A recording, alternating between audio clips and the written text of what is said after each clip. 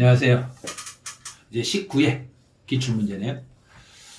19회. 자, 이번에는 여러분들이 직접 문제를 풀어보셨어야 돼요. 왜냐하면 19회부터 여기서부터 산업인력공단으로 다시 넘어와서 출제가 되고 여기서부터 시험 문제가 좀 빡세졌거든요. 문제가 조금씩 어려워졌어요. 그래서 이 문제 수준부터가 여러분 진짜 시험이라고 이제 생각을 해주셔야 돼요. 네. 해설 듣기 전에 아직 구독 안 눌러주신 분, 자, 구독 눌러주세요. 눌러놓으시고, 선생님 저 유튜브로 들어가서 또 하기가 좀, 먼저 유튜브로 오셔가지고 구독을 먼저, 저 유튜브에 있는데요. 그럼 구독부터 눌러주셔야죠. 구독 눌러놓으시고 강의를 들어주세요. 네.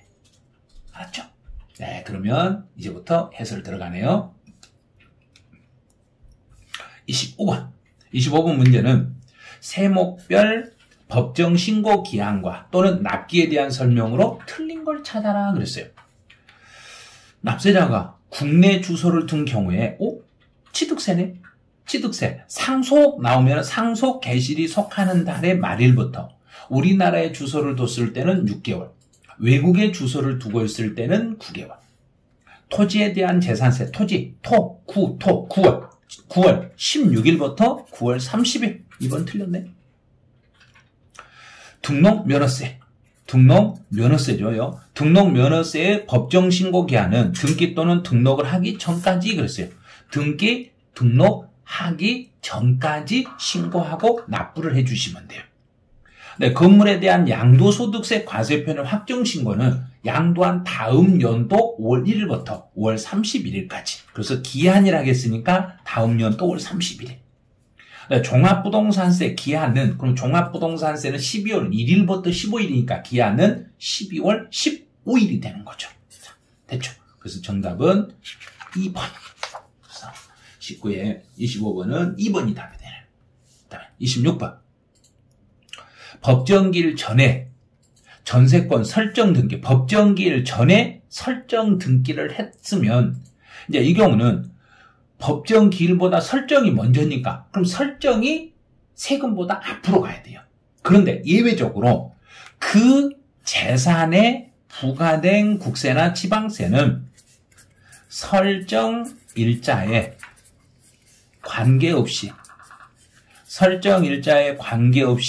세금이 우선하는데, 이것들은 그 재산에 부과된 세금은 설정 일자에 관계없이 세금이 우선해요. 그럼 거기에는 재산세라는 세금이 있고, 그 다음에 자동차세라는 세금이 있어요. 또 재산세에 부과되는 지방교육세라는 게 또 여기에 속해요. 그 다음에 지역 자원 시설세라는 것도 그 재산에 부과된 세금에 해당돼요. 그러니까 국세 중에서는 상속세라는 세금과 증여세라는 세금과 종합부동산세라는 세금이 그 재산에 부과된 세금에 해당되겠습니다. 이렇게. 그럼 거기에 해당되는 세목은 그랬으니까 종합부동산세 3번 요게 정답이 돼요. 그럼 26번은 3번이 됐죠. 27번. 취득세 납세 의무에 대한 설명으로 틀린 걸 찾아라. 1번은 부동산은 취득에 있어서 등록을 이행하지 않았을지라도 사실상 취득하면 그 사람을 취득자로 보고 취득세 납세 의무가 생기는 거예요. 자, 두 번째. 설립 시 과점주주는 취득한 것으로 안 본다. 그럼 틀린 거 2번. 설립 시 과점주주에게는 과점주주가 되더라도 세금은 물리지 않아요.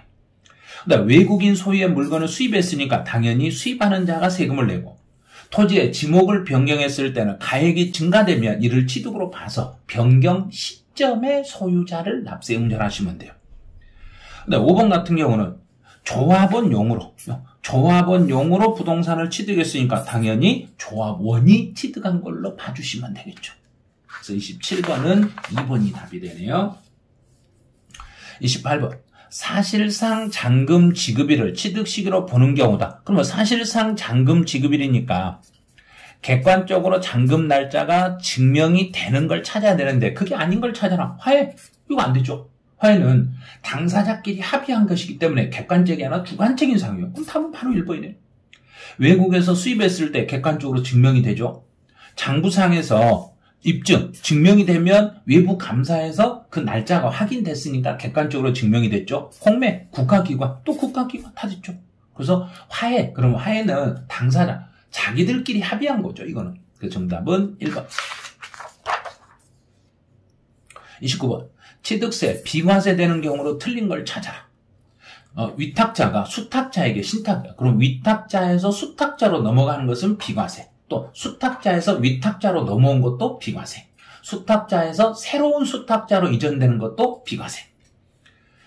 근데 국가가 물건을 취득하거나 우리나라 또는 외국 정부가 취득했을 때 아무 말이 없으면 외국 정부가 취득해도 원칙은 비과세. 공동주택의 개수를 통해서 시가표준 9억 이하의 주택과 관련하여 9억 이하. 그럼 개수를 통해서 가액이 증가됐더라도 9억이 안 된 집을 개수해서 가액이 증가됐을 때는 비과세입니다. 그래서 개수를 총하더라도 한 가지 주의할 게 있었죠. 주의할 거. 대수선은 제외. 영리법인이 1년을 초과하는 임시사용 건축물의 취득입니다. 그러면 1년을 초과했네요. 임시사용 건축물의 취득에 대해서는 1년을 초과했을 때는 1년을 초과하면 이건 과세가 되는 거예요. 1년 초과는 과세. 네, 5번은 수용. 네, 환매권 행사는 수용이라는 것은 국가하고 관계가 되는 거예요. 그래서 국가하고 관계가 되기 때문에 수용은 당연히 이 규정은 비과세 항목이 되는 거예요. 비과세네요. 그래서 비과세가 되는 경우로 틀린 걸 찾아라 그랬어요. 비과세가 안 되는 걸 찾아라 그랬으니까 4번, 29번에 4번을 답으로 이렇게 해주시면 돼요. 30번. 등록면허세 과세표준에 대한 설명으로 틀린 걸 찾아봐라 그랬네요.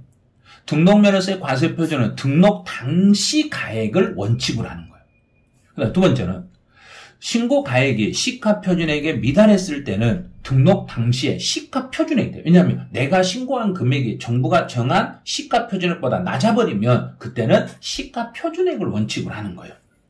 공매 방법이다. 그럼 공매는 객관적으로 증명이 됐으니까 사실상 그래서 토지의 유상취득의 경우 토지의 시가표준액이 아니라 사실상 취득 가격으로 사실상 취득 가액을 과세 표준으로. 그러면 30번은 3번 이게 틀렸네요. 그다음에 채권 금액에 하여 과세 금액을 정할 때는 이렇게 나오면 채권 금액이 있으면 좋은데 만약에 채권 금액이 없을 때는 어떻게 해요? 그러면 채권의 목적이 된 것이나 처분의 제한의 목적이 된 것을 대신 채권 금액으로 사용하시면 돼요. 그다음에 자산 재평가 나오면 딱 잡죠. 재평가 텐점은 찾으면 되겠죠. 그래서 3번 이게 틀린 거죠. 네, 31번. 자, 여기에 좀 헷갈린 문제예요. 재산세 과세대에 속하는 것으로 올바르게 묶인 걸 찾아라 그랬지 모두 찾으라는 건 아니에요. 이 문제 푸시면서 황당했을 거예요. 그래서 밑에 보기에 열거된 것 중에서 올바르게 묶인 것을 찾으라는 거예요. 그럼 재산세는 항공기, 선박, 주택, 건축물, 과수원, 차량 안 되죠. 회원권 안 되죠. 기계 안 되죠. 광고권 안 되죠. 골프 연습장은 건축물이에요. 건축물이니까 대상이 되는 거예요. 이렇게. 그럼 이제 먼저 안 되는 걸 찾아요. 비읍. 자, 비읍.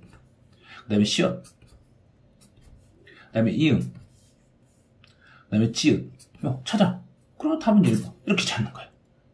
올바르게 묶인 걸 찾아라 그랬을 때는 아닌 것만 찾아가지고 아닌 것만 X를 그으면은 나머지가 올바르게 묶인 걸로 찾을 수 있어요.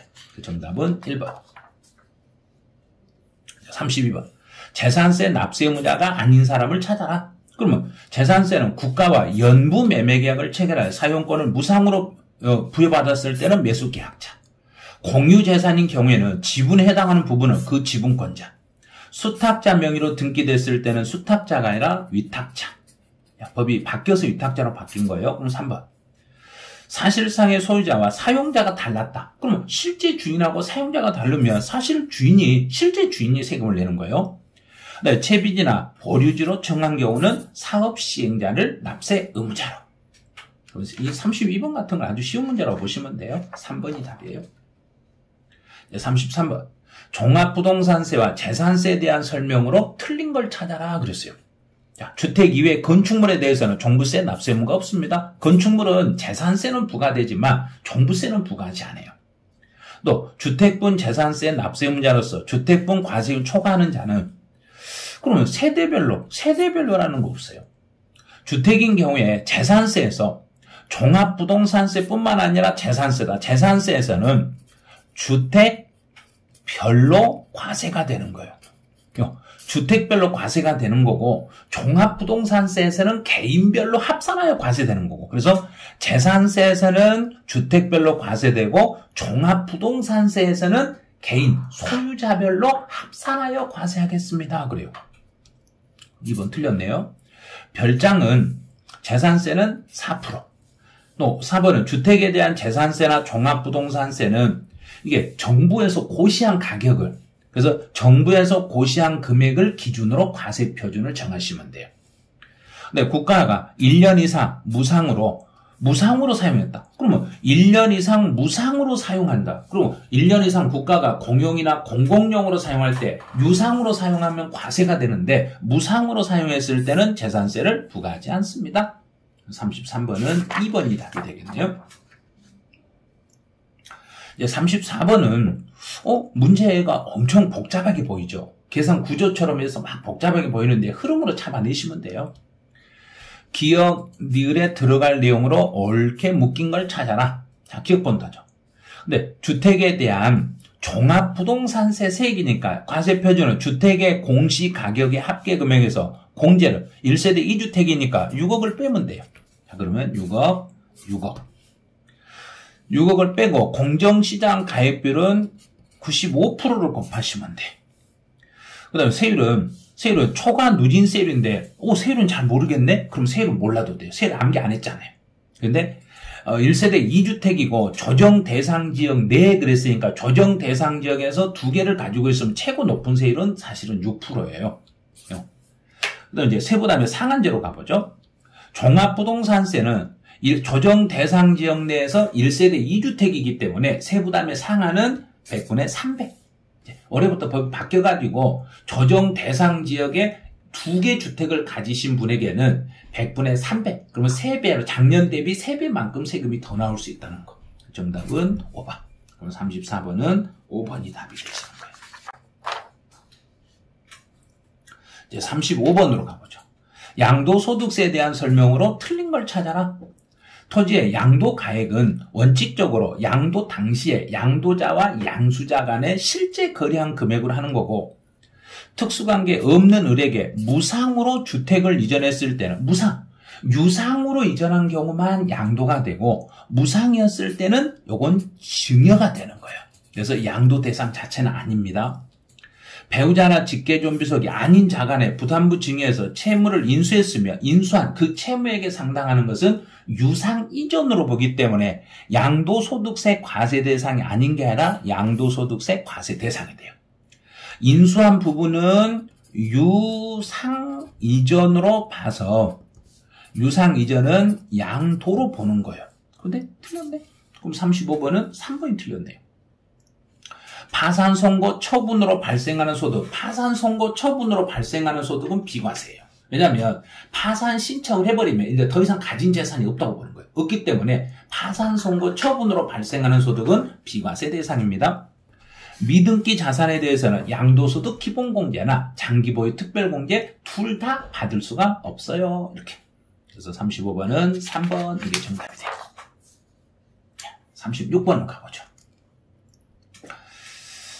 경작상 필요에 의하여 농지를 서로 교환했네? 그러면 경작상 필요라는 말이 나오면 이 멘트가 딱 뜨는 순간 3년 경작? 됐죠? 3년 이상 농지가 있는 장소에서 살면서 농사 짓고 살았어야 돼요. 그럼 이제 비과세를 받을 때는 어떻게 하는 거 보죠? A 농지의 가격은 B 농지 가격보다 크면 그러면 A가 크는데 A는 10억이네. 근데 B는 몰라요. 그럼 10억에서 B를 빼. 그러면 10억에서 Y래. B가 Y를 하겠으니까 10억을 빼. 그런데 쌍방토지가액의 차액이 큰 편, 10억에, 큰 편이 10억이잖아요. 10억에 4분의 1 이하. 그러면 10억에 4분의 1이니까 2억 5천? 그럼 답 1번. 이렇게 하는 거예요. 고액 토지에서 저액 토지를 빼고 여기서 고액 토지 가액의 4분의 1 이하가 되면 이게 바로 비과세 요건이다. 이렇게 보면 돼요. 비과세를 받고 싶으면 큰 쪽에서 적은 쪽을 빼가지고 큰 쪽에 4분의 1 이하가 됐을 때는 비과세 혜택을 받습니다. 이렇게. 그럼 답은 1번. 36번은 정답이 1번. 37번. 세율 중에서 100분의 70의 세율이 적용되는 옳은 거. 그럼 이거는 예전에는 미등기 상태에서만 100분의 70이었는데 이제는 미등기만 있는 게 아니에요. 주의하셔야 돼요. 보유기간이 1년 미만인 전세권이다. 그러면 토지나 건물, 지상권, 전세권, 부동산 임차권은 1년이 안 됐을 때는 50% 세율이 적용이 돼요. 그 다음에 1년 이상 2년 미만인 취득할 수 있는 권리는 40% 적용이 돼요. 1년 이상 2년 미만 보유한 1세대 2주택자, 조정 대상 지역은 아니다 그랬어요. 그러면 1년에서 2년 사이가 됐을 때는 60%의 세율이 적용이 돼요. 미등기 양도자산은 70% 적용이 돼요. 그 다음에 2년 이상 보유한 비사업용의 토지다. 그러면 2년 이상이니까 비사업용은 원래 6에서 45%인데 여기에 할증을 플러스 할증 10%를 할증해서 16에서 55%의 세율이 적용이 돼요. 그럼 정답은 4번이었죠. 그 다음에 또 70%짜리가 적용이 되는 것은 주택 중에서 1년 미만 등기되고 등기된 주택으로서 1년 미만이면 70%. 그 다음에 분양권 있죠. 분양권에 대해서도 1년 미만 보유 후 양도했을 때는 70%짜리 세율입니다. 이렇게. 그래서 예전에는 이제 미등기 상태에서만 70%가 적용이 됐는데 이제는 미등기 상태만 70%가 아니라 1년 미만 보유한 등기되고 1년이 안 된 주택에 대해서도 70% 세율이 적용이 되고 분양권도 1년이 안 됐을 때는 70% 세율이 적용이 됩니다. 그래서 37번은 4번이 답이 돼요. 38번으로 가보죠. 양도소득세에 대한 설명으로 틀린 걸 찾아라. 1번은 환지처분으로 지번이 변경, 지목과 지번이 변경이 되는 것은 양도 대상 아닙니다. 형식상 번지 배정만 달라졌기 때문에 양도라고 말해서는 안 돼요. 그다음 이제 양도 담보 계약인데 변제 충당한 경우는 변제 충당이라는 건 소유권 이전이에요. 소유권이 이전이 됐기 때문에 이건 양도 대상에 해당되는 거예요. 그래, 지상권도 양도 대상. 그다음에 양도소득은 양도소득세는 종합소득과 퇴직소득과 구분하여 과세합니다. 왜냐하면 사업성이 있는 소득과 사업성이 없는 소득은 합산하시면 안 돼. 그래서 양도소득과 종합소득은 구분하여 과세합니다. 양도차손은 그래서 부동산에 관한 권리를 양도할 때 양도차손은 토지, 그럼 부동산에 관한 권리하고 토지는 동일 종류 부동산 등으로 보는 거예요. 같은 종류의 소득 금액에서 통산할 수 있다. 부동산에 관한 권리하고 토지는 종류가 같은 소득이에요. 토지, 부동산에 관한 권리는 훔쳐서 크게 묶어서 부동산 등에서 발생한 소득 금액으로 보니까 그 안에서는 서로 간의 통산이 가능하겠습니다. 38번은 5번이 답이 돼요. 자, 39번. 아버지가 국내 소재 토지를 아들에게 양도한다고 가정하는 경우에 이에 대한 설명으로 틀린 걸 찾아라. 토지에 대한 시가는 여기서 시가라는 것은 뭐냐면 부모와 자녀 특수관계인 간의 거래가 아니라 불특정 다수 모르는 제3자와 거래했을 때 내가 정상적으로 받을 수 있는 금액을 시가라고 그래요. 아버지 아들은 직계 존비속에 해당되고 납세지는 그 사람의 주소지고 양도자의 주소지가 되는 거예요. 아버지가 아들에게 양도했으니까 양도한 사람의 주소지 관할 세무서가 되는 거예요. 그 다음에 시가 10억 원 9억 원에 아들에게 양도했다. 그럼 저가 양도는 특수관계인에게 저가로 양도했을 때는 자, 시가하고 거래 가액을 이렇게 비교하시고 차액을 비교해 보는 거예요. 시가는 10억인데 거래가는 9억이고 차액이 1억입니다. 그럼 이 차액이 다음 둘 중에 하나에 해당이 됐을 때는 부인 대상이 돼요. 3억 이상 차이가 나거나 또는 시가의 5% 이상 차이가 나면 부인하겠습니다. 그런데 3억은 넘지 않았지만 시가 10억에 5%니까 5천 넘었네. 5천 넘었으니까 거래가를 부인해버리고 시가를 양도가액으로 합니다. 그래서 이런 경우는 부당해계산 부인에 적용되지 않는 게 아니라 적용이 됩니다. 이렇게 가는 거죠. 그래서 39번은 4번이 답이 돼요. 이거 좀 분석을 좀 하셔야 돼요. 이런 지문은 요즘 최근에도 문제가 많이 출제되고 있기 때문에 39번 같은 경우는 지금 작년 31회 시험 수준이라고 보시면 돼요. 엄청 난이도 높은 문제예요. 그러니까 문제 푸시면서 야, 선생님 분석하는 방법을 교재에서 배운 것 같은데 그 교재에서 배웠던 것을 다시 한번 찾아보시라는 이야기예요. 근데 만일 아버지가 아들에게 증여한 후 아들이 5년 이내 특수관계 없는 타인에게 다시 양도. 그럼 직계 좀비속 간의 거래니까 증여 인정. 증여를 인정했더라도 납세 의무자는 2월 과세이기 때문에 증여받았던 아들이 양도소득세 납세 의무를 증겨해요. 아들이. 왜냐하면 특수관계인이 아니라 직계 좀비속 간의 증여 후 5년 이내에 양도한 것은 증여를 인정한다고 했잖아요. 증여를 인정했기 때문에 인정받았던 아들, 그러면 증여받은 아들이 납세 의무를 지고 아버지는 아들하고 연대 책임은 질 필요가 없어요. 왜냐하면 아들만 책임을 지면 되니까. 그래서 정답은 4번. 40번. 40번은 양도소득세 신고납부에 대한 내용으로 틀린 거. 건물을 양도했을 때는 예정신고는 달의 말일부터 2개월 이내에 예정신고 하여야 하고, 네, 양도 물납신청이, 물납신청은 절대 안 되죠. 이건 바로 답이네. 물납은 재산세만 된다고 했잖아요. 물납은 양도소득세는 물납신청이 안 됩니다. 양도차익이 없는 경우에도 예정신고해야 되고, 예정신고와 함께 자진납부할 때 세액공제는 받을 수가 없는 거고, 또 부정하게 과소신고했다. 그런데 조작을 통하여, 조작 부당했네요. 그럼 조작, 사기, 부정하게 장부를 조작해서 신고를 했을 때는 40%. 사기치다 걸리면 사형 시켜버린다고 그랬죠. 그래서 정답은 2번이 되는 거예요. 이렇게 19의 문제를 풀어보니까 난이도가 상당히 올라갔네요.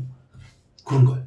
그래서 문제를 여러분이 푸실 때 갑자기 난이도가 올라가네요. 근데 지금 19의 수준 문제가 30회, 31의 기출문제 수준하고 똑같아요. 이거는 예전에 기출문제가 복원된 문제를 그대로 지금 수록했기 때문에 요 정도 수준이라면 엄청나게 난이도가 높거든요. 그런데 이렇게 문제를 출제해도 고득점이 나와. 왜? 여러분이 공부를 잘해서. 왜? 그렇죠. 수업 시간에 그걸 다 받아들인다는 이야기예요. 그래서 일단 밀어내지 마시고 저희가 강의를 하는 걸 받아들이시면 분명히 고득점은 나오는 거예요. 그러려면 구독 눌러주셔야 돼요. 그래서 자, 그럼 이제 우리가 구독을 안 누르신 분 누가 안 눌렀겠는가 한번 보죠. 이 16문제를 풀었는데 혹시 만점 맞았다. 그래. 나 다 맞았어요. 선생님 이제 저는요 구독 안 눌러도 돼요. 그래도 눌러주셔야 돼요. 저는 1개 이상 틀렸어요. 반드시 구독을 누르셔야 돼. 왜? 또 20회 문제를 푸셔야 되니까. 아직도 31회까지 갈 길이 멀어. 그럼 갈 길이 멀다. 그럼 구독, 알람 설정해 주셔야 돼. 그래서 구독과 알람. 그리고 다 맞으신 분은 선생님 좋아요 이것도 눌러주시고. 그래서 구독, 좋아요, 알람 설정 꼭 해주시기 바랍니다. 네, 여기서 19회 해설을 마치죠. 네, 수고하셨습니다.